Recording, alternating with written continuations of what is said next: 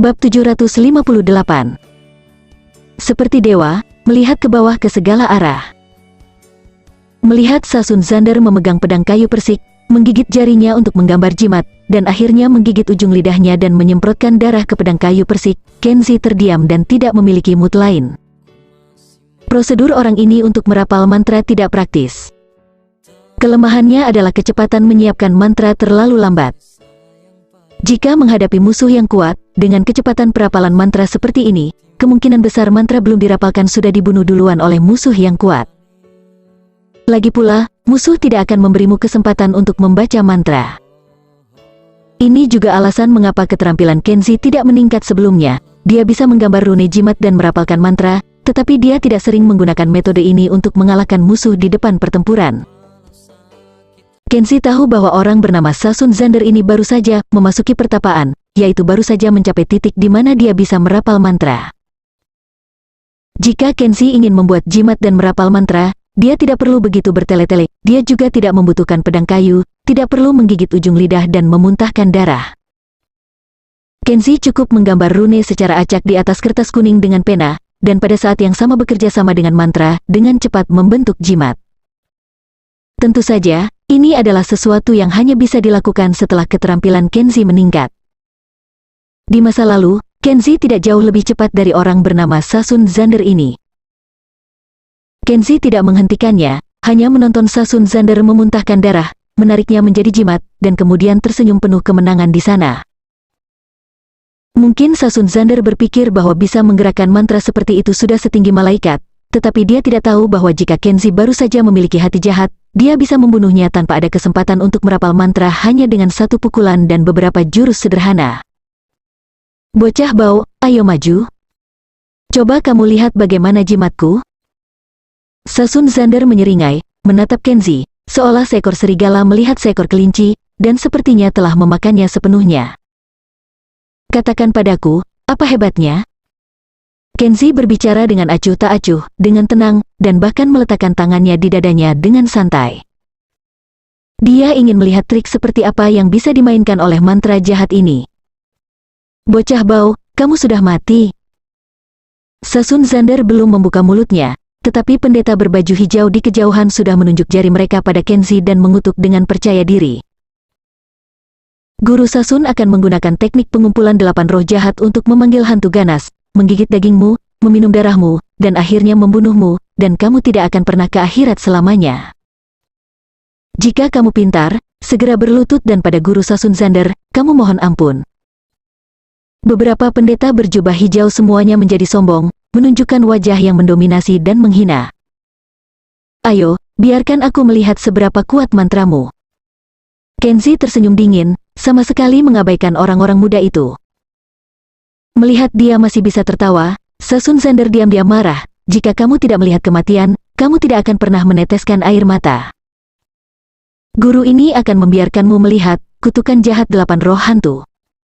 Kenzi adalah secara alami mengerti apa yang disebut kutukan 8 roh jahat. Sejauh yang dia tebak, itu tidak lebih dari menggunakan mantra untuk mengumpulkan hantu dari 8 mayat yang membusuk ini untuk mencapai tujuan merasuki jiwa musuh. Untuk para pertapa sudah memasuki level tinggi, ini hanya bisa dianggap sebagai skill tingkat rendah. Duh! Sasun Zander melompat ke altar, menginjak kaki kirinya, membuat formula dengan satu tangan, dan memegang pedang di tangan lainnya, menatap Kenzi dengan tegas, menggumamkan sesuatu. Dalam sekejap, angin naik dari tanah. Jubah merah Sasun Zander mulai membengkak, berkibar liar di tiup angin, dan cahaya bulan di langit menjadi semakin redup. Awan yang mengambang di langit malam sepertinya ditarik ke pusaran oleh kekuatan yang aneh, dan tanpa diduga mereka berkumpul di atas altar dan berputar dengan cepat. Dan 8 peti mati yang ditempatkan di sekitar altar sesuai dengan arah dari 8 sudut telah meraung dengan ganas, seolah-olah datang dari neraka yang jauh, satu persatu. Hei! Sasun Zander menginjak kaki kirinya lagi, dan pada saat yang sama, pedang kayu persik mengangkat kertas jimat dan mengayunkannya ke atas. Dalam sekejap, raungan menjadi melengking dan jelas, dan untaian kabut hitam yang terlihat dengan mata telanjang mengalir dari 8 tubuh. Mereka keluar dari peti mati, berkumpul di atas pedang yang Sasun Zander tunjuk ke arah langit, mengelilingi kertas jimat, membentuk bola kabut hitam yang berjatuhan dan bergerak-gerak. Di bola kabut, sepertinya ada wajah-wajah yang melolong kesakitan, mencoba keluar dari kabut yang melingkar, tapi tidak peduli seberapa keras mereka berjuang dan memutar, mereka tidak bisa keluar. Lihat. Teknik pengumpulan 8 roh Master Sasun telah memanggil roh-roh jahat. Seorang pendeta berbaju hijau menunjuk bola kabut hitam dan berteriak penuh semangat. Seseorang dengan tergesa-gesa berlutut dan bersujud, matanya bersinar dengan hormat. Guru memiliki kekuatan supernatural yang hebat, dan dia bisa disebut guru abadi nomor 1 di dunia. Sasun Zander melihat bahwa semua murid berlutut dan menyembah, dia tidak dapat menahan diri untuk berdiri di atas altar, tertawa dengan angkuh. Pada saat ini, Fanny Wu benar-benar ketakutan dengan pemandangan itu. Dia menyaksikan tanpa daya Sasun Zander yang berbaju merah berdiri di altar tinggi, tertawa dengan angkuh, sambil tetap mengendalikan bola aneh berbentuk kabut hitam. Dan di antara bola kabut yang berjatuhan, satu persatu wajah yang tampak menjerit lebih mengerikan, seolah-olah ingin menembus belenggu dan menggigit orang. Tubuh Fanny Wu yang halus bergetar tanpa sadar, dan seluruh tubuhnya merinding. Sasun Zander tiba-tiba mengubah ekspresi wajahnya, menatap Kenzi, dan berkata dengan nada mencemooh, "Bocah bodoh, bukankah kamu melihat kekuatan gaibku? Apakah kamu takut? Hanya trik anak kecil." Kenzi tersenyum dingin dengan tangan belakang pinggangnya. "Oke, kamu benar-benar tidak akan menangis jika kamu tidak melihat peti mati. Aku akan melepaskan hantu-hantu ini untuk mencicipi darah dan dagingmu." Sasun Zander tiba-tiba meremas tangannya, janggutnya mengembang dan pedangnya menunjuk di kabut hitam. Kabut hitam bergetar untuk beberapa saat, dan beberapa wajah mirip manusia melepaskan diri dari belenggu kabut hitam, meraung ganas, dan terbang perlahan menuju Kenzi.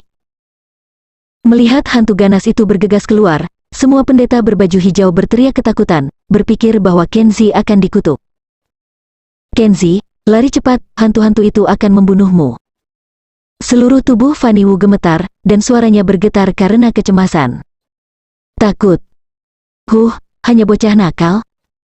Kenzi tertawa. Dia tersenyum dan menggelengkan kepalanya, "Saya pikir Anda memiliki kemampuan yang hebat, tetapi Anda hanya bisa memanggil beberapa hantu kecil yang mati secara tidak puas.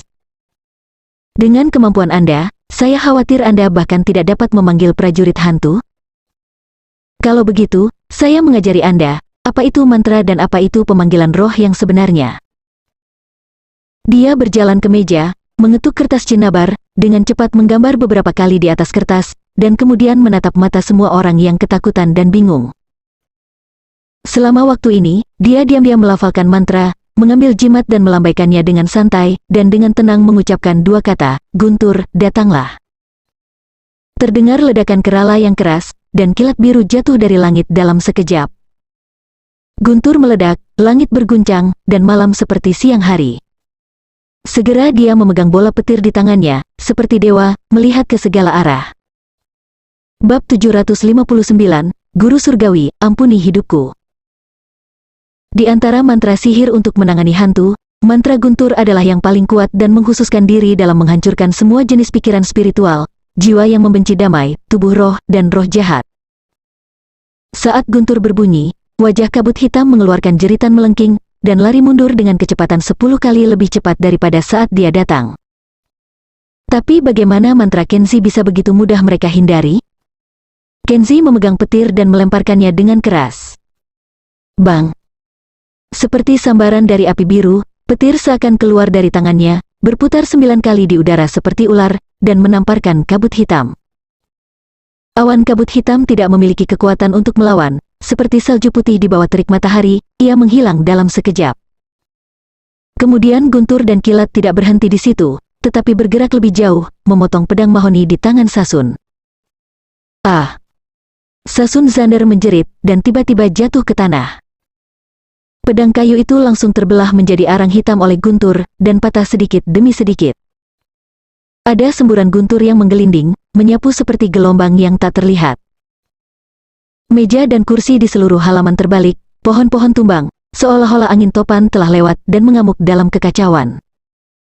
"Master, ini trik Grandmaster, metode mantra Guntur." Rambut Sasun Zander berdiri tegak, tangannya ditutupi abu hitam, dan dia tidak bisa berhenti berseru.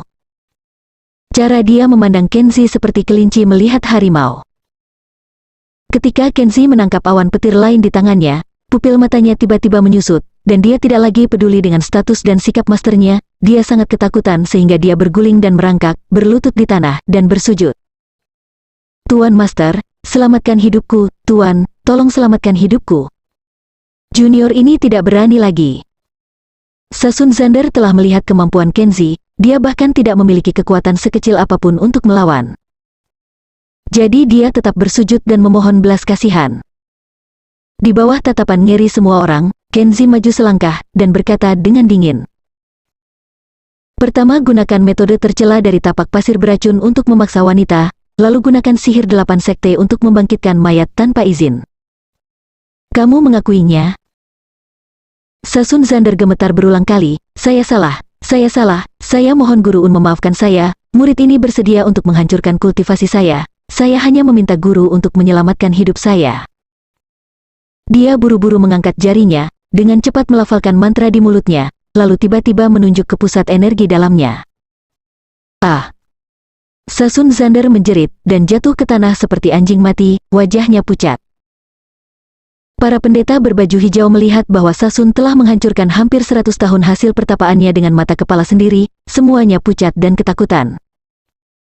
Mata Fanny Wu ngeri, dan bahkan tubuhnya yang halus pun gemetar.